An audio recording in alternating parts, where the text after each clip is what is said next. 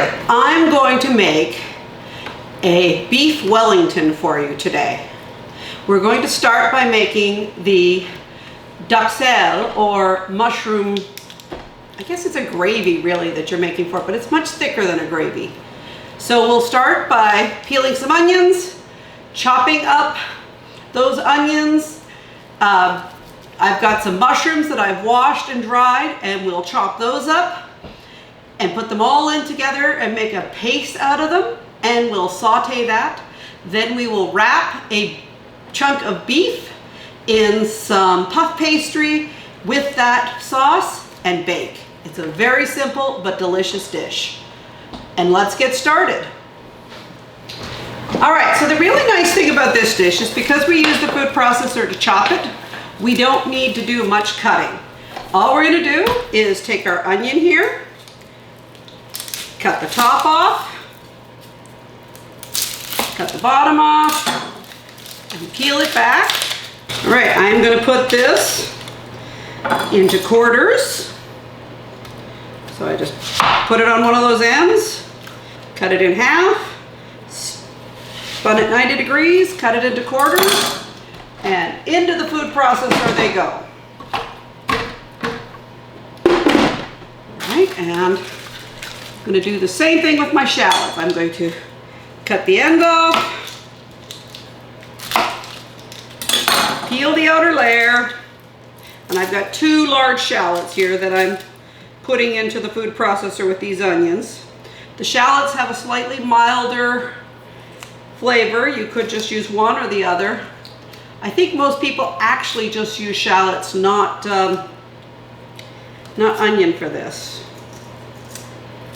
But I like that stronger flavor that the onion brings and the caramelization in it. Into the food processor it goes. In the second one goes.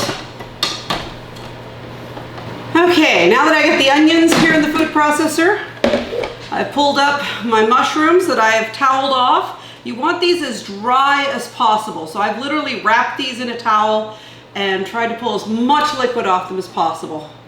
I'm putting them in my food processor right now with the onions. You don't need to cut them, you don't need to get rid of the stems, nothing. Now, I'm gonna make a paste. And literally, I'm just gonna turn the food processor on and let it go. Let's take a look at how we're doing. We got about, I'd say 2/3 of it done. I'm just pushing the mushrooms down a bit now. We'll turn it on again. It's a very powerful food processor. Some food processors would need a lot longer than this one will. Look again here. We're getting a nice kind of a massed, like a mash right now. And I'm just stirring it up a bit, being careful of the blades at the bottom, because there's still some larger chunks in it, and I want those larger chunks to go down. All right. Let's take a look now. The texture has changed completely. It now feels like a paste. It's quite liquidy, even though we took off most of the liquid. I'm going to show that to you. It's literally a very fine paste. There's still 1 or 2 little chunks, so I'm going to run it again, but we are almost done here.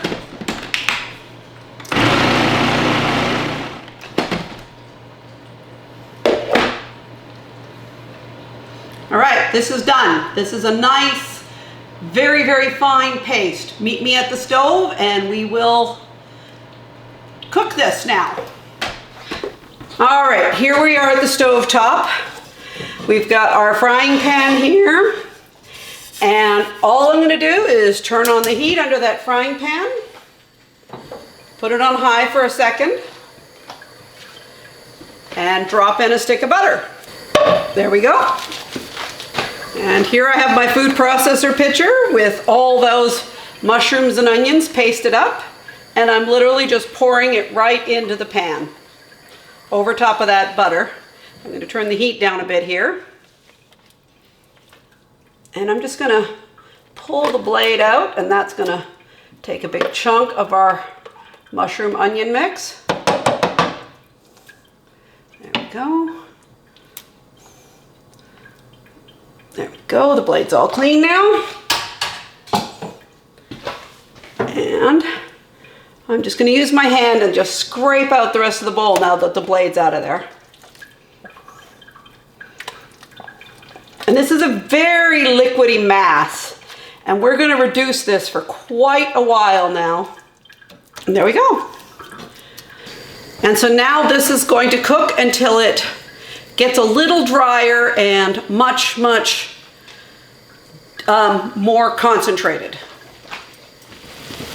All right, well, our mushrooms are bubbling away there. I am going to start by browning our roast. Got a separate pan here, and let it heat up a bit, and toss in a tiny little bit of oil, not too much.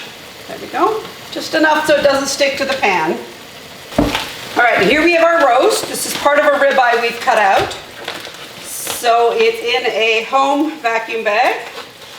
I am just cutting off the bag right now with scissors. And we're going to drop it into this hot oil. There we go.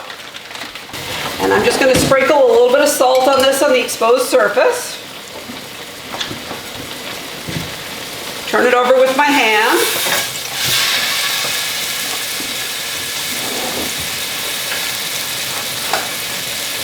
And do a little bit more on the back side. There we go. And now all I'm going to do is let this sear on all sides. Stir up my mushrooms in the meantime here. Make sure all the butter gets incorporated. All right, so our mushrooms are coming along nicely, but they're going to take probably about another half hour here. It takes a long time to get these mushrooms reduced. Okay, so now I'm going to flip over the roast. I'm just picking it up to loosen it and just slip from underneath and flip it over. You have to be sure to put enough oil in there so it doesn't stick to the pan. And you're noticing that our mushrooms are actually a little bit more liquefied at first here. All right, I'm going to try and flip our meat once again. And coming at it with 2 forks here. One pushes and one guides the roast over. There we go. There, we got a nice sear on that first side there. And the way I could tell it was time to do it was by the sound changing from a hiss to more of a crackle.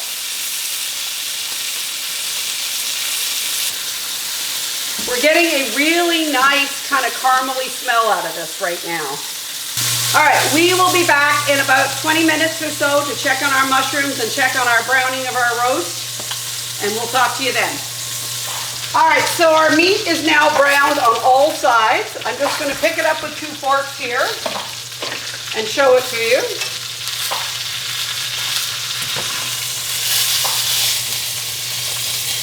Doesn't that look just lovely? All right, so I'm going to let this cool off a bit because it is freaking hot. And we're going to go and add our last 2 ingredients to our mushrooms. So here we have our pate. It's just a container from Costco. It's a very nice pate. I'm going to use about 2/3 of this, and the rest of it we'll put aside to eat on its own. So I'm literally going to just measure approximately 2/3. And take a butter knife and cut through. And cut along the edges of the piece I cut.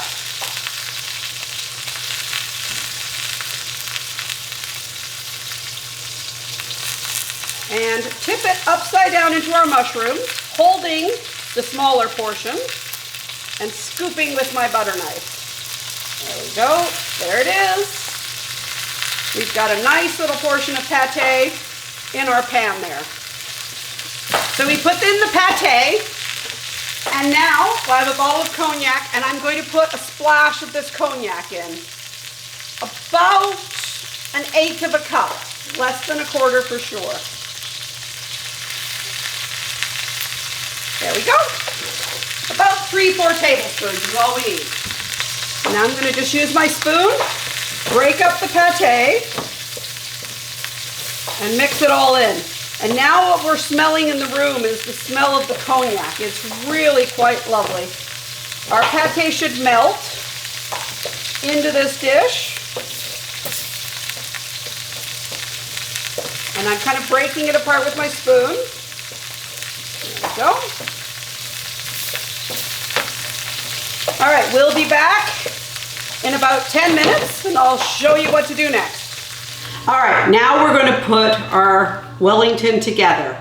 I have 2 sheets of puff pastry here. I may just need one of them, but I got 2 out just in case. And I've peeled it off the paper and I'm putting it into a 9x13 pan. And I'm putting it the side that was on the paper up because that is the wet side. And I'm making sure that it kind of makes the shape of a bowl. So I've got it on all sides. It's going up the side of the 9x13 pan.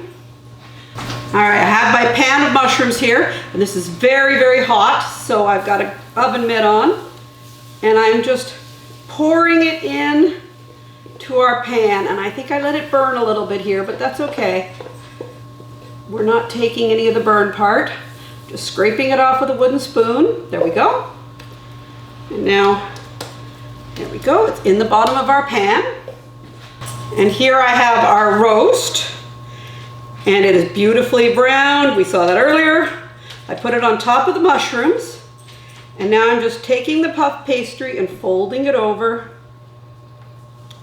crimping the kind of nice little corners.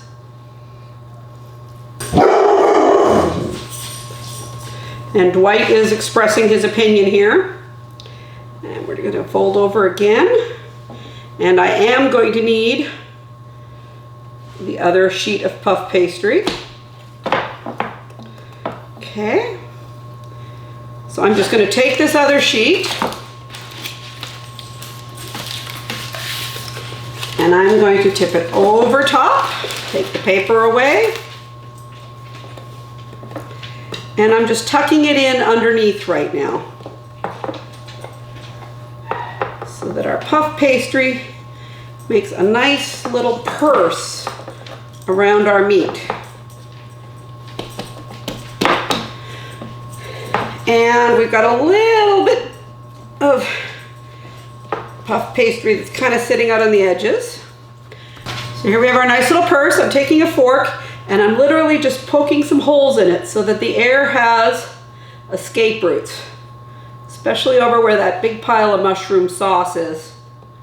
Okay, this is going to go in the oven now for about, probably an hour, and we'll check the temperature and let you see it then.